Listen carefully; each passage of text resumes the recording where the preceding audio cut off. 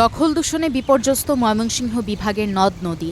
ময়মনসিংহ অঞ্চলের অর্থনীতি, সংস্কৃতি ও যোগাযোগ ব্যবস্থার মূল ধমনী ছিল এর নদী নেটওয়ার্ক। হিমালয় থেকে নেমে আসা ব্রহ্মপুত্র নদকে কেন্দ্র করে এই অঞ্চলে গড়ে উঠেছিল অসংখ্য শাখা নদী, উপনদী, খাল ও প্লাবনভূমি।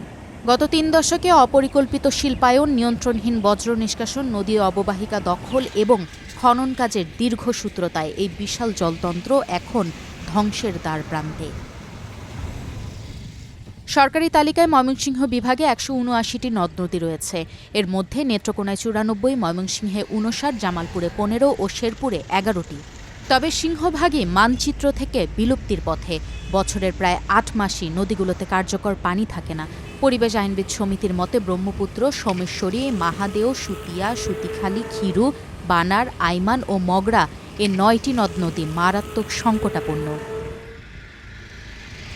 ভালুকা ও ত্রিশালের টেক্সটাইল, ডাইং ও সিরামিক শিল্পের বিষাক্ত কালো এবং কেমিক্যালযুক্ত রঙিন বজ্র লাউতিখাল, খিরু ও বানার নদী হয়ে শীতলক্ষ্যায় মিশেছে। ফলে ঢাকার নদী নেটওয়ার্কেও নেতিবাচক প্রভাব পড়ছে।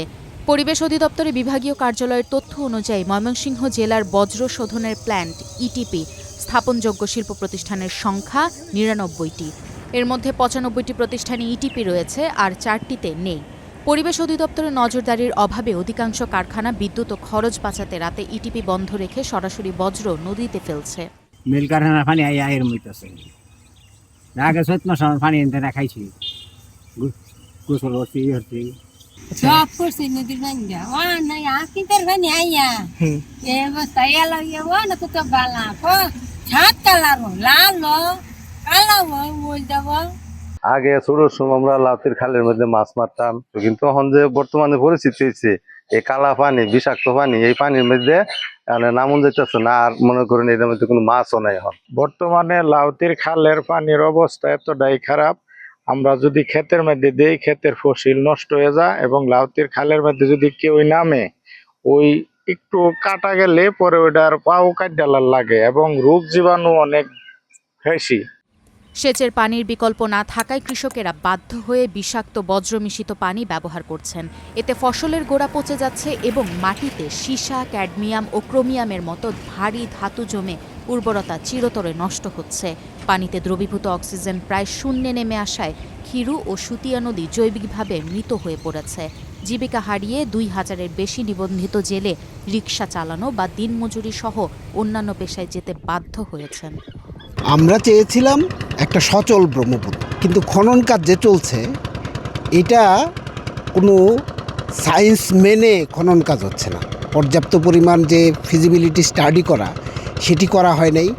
কোন পদ্ধতিতে খনন করা হবে, কতটুকু খনন করা হবে এগুলো নির্ধারণ করা হয় নাই। বালু কোথায় ফেলা হবে এগুলো নির্ধারণ করা হয় নাই। ফলে এটি আসলে খনন প্রকল্প না হয়ে ব্রহ্মপুত্রকে চাপিয়ে খাল বানানোর একটা প্রকল্প হয়েছে। দূষিত পানির সরাসরি ব্যবহারের ফলে মানুষের মধ্যে তীব্র চর্মরোগ ও পেটের পীড়া বেড়েছে। দীর্ঘমেয়াদে লিভার ও কিডনি বিকল হওয়ার মতো মারাত্মক ঝুঁকি দেখা যাচ্ছে। চর্মরোগ অনেক, প্রচুর রোগী, চর্মরোগী আমরা আউটডোরে অনেক রোগী পাই চর্মরোগী। তবে এই যে আপনার এমনি তো বাস্তবিক আপনার বাস্তবতায় দেখা যাচ্ছে তো আপনার পানি পলিউটেড অনেক, পলিউশন আছে অনেক, কিন্তু এইরকম কোনো ডাটা বা পরীক্ষা নিরীক্ষা স্ট্যাটিস্টিক আমার জানার মতে নাই আমার কাছে। ২০১৯ সালে ময়মনসিংহ বিভাগের ৩,৩৮৫ জন অবৈধ দখলদারের তালিকা করা হলেও উচ্ছেদ অভিযান স্থবির। ১,৩৮৬ কোটি টাকার উচ্ছেদ ও দূষণমুক্তকরণ কর্ম পরিকল্পনা ফাইলবন্দি করা হয়েছে। ২,৭৬৩ কোটি টাকা ব্যয়ে পুরাতন ব্রহ্মপুত্র নদের নাব্যতা উন্নয়ন প্রকল্পের ৪৬% কাজ শেষ হলেও বাস্তবে সুফল মিলছে না। গাইবান্ধা ও দেওয়ানগঞ্জের উৎসমুখ পলিজমে বন্ধ থাকায় ড্রেজিং করেও উজান থেকে পানি আসছে না।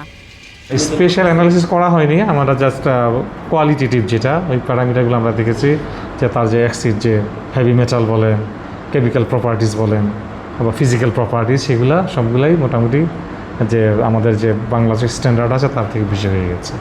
বাংলাদেশ কৃষি বিশ্ববিদ্যালয়ের সেচ ও পানি ব্যবস্থাপনা বিভাগের বিভাগীয় প্রধান অধ্যাপক ডক্টর খালিদ মাহমুদের গবেষণার ফলাফল অনুযায়ী ১৯৮১ থেকে ২০১৭ সময়ে ময়মনসিংহের নদীর গড় প্রবাহ কমার সঙ্গে ভূগর্ভস্থ পানির স্তর আরও গভীরে যাওয়ার প্রবণতা পাওয়া গেছে।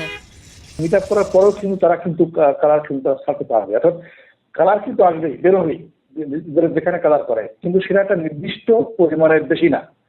এখন ওই নির্দিষ্ট পরিমাণের বেশি না, সে কত বেশি ছাড়তেছে সেটা কিন্তু টেস্ট করার কথা। এখন আমি সেটা বলছি যে গণহারে তো সম্ভব না। যদি আপনি স্পেসিফিক আপনি যদি কথা কিছু নাম বলেন যে আমি প্রতিষ্ঠানে ভিজিট করেছি, দেখি ওখান থেকে প্রচুর পরিমাণে কালার পানি বেরোচ্ছে, তখন হয়তো আমি ওই প্রতিষ্ঠানটার ওদের যে ফাইলপত্রগুলো আছে চেক করে বলতে পারবো কালারের কি আছে। উপরিভাগের দূষণ যেভাবে ছড়াচ্ছে তাতে আগামী কয়েক বছরের মধ্যে মাটির নিচের পানিও পানের অযোগ্য হয়ে পড়বে। এর একমাত্র সমাধান শিল্প কারখানার ব্যবহৃত পানি শতভাগ দূষণমুক্ত করে তবেই প্রকৃতিতে ছাড়া।